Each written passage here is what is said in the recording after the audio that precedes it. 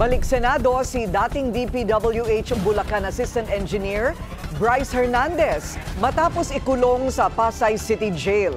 Siya'y nakatakdang iharap sa Blue Ribbon Committee sa pagdinig sa flood control scandal sa Huwebes. Ang tanong, kakanta kaya siya? Sino na namang mga pangalan ang lalabas? Narito ang agenda report ni Dexter Ganibe ng Abante.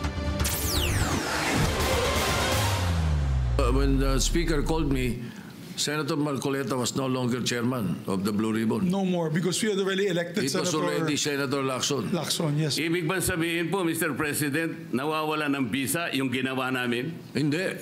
Ganun po pala. He's still in legal custody. Dapat po, igagalang po kung ano yung aming iniwan. Yes, doon tayo magsisimula. Ang iniwan ninyo, cite in contempt. Hindi po. Illegal Nasa custody legal of the custody Senate. na po ng, He was still ng House. under the legal custody of the Senate. Mr. President, may I ask for immediate suspension? Session suspended.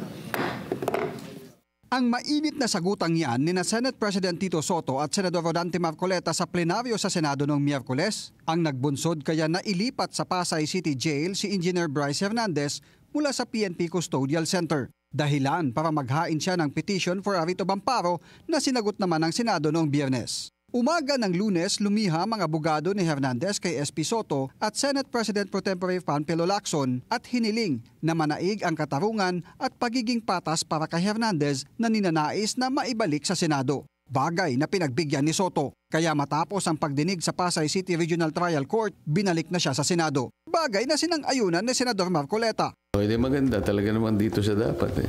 Baka naisip nila na talagang dapat sa Senado talaga. Pero ang kasamahan niya sa minorya na si Senador Joel Villanueva, nawiwerduhan daw sa desisyon ni SP Soto na ibalik sa detensyon ng Senado si Engineer Hernandez. Tanong pa niya, si Bryce na naman ang nasunod? Para naman kay Senate Minority Leader Alan Peter Cayetano, tila wala ng Senate rules at si Hernandez na ang nasusunod. Do we now have a Senate na walang rules? O meron din bang rules? Paano siyang nasunod sa PNP Custodial? Paano siyang nasunod sa Pasay City Jail? Puro ayaw niya nga yun eh.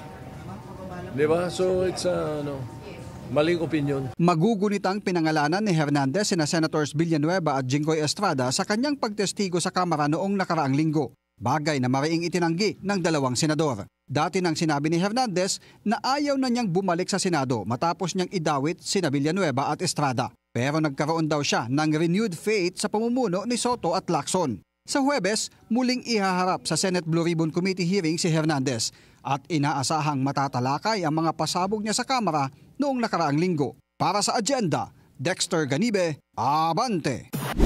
Manatiling nakatutok sa Bilyonaryo News Channel. Sumubaybay sa aming social media accounts at mag-subscribe sa aming YouTube channel para sa mga bago at eksklusibong balita.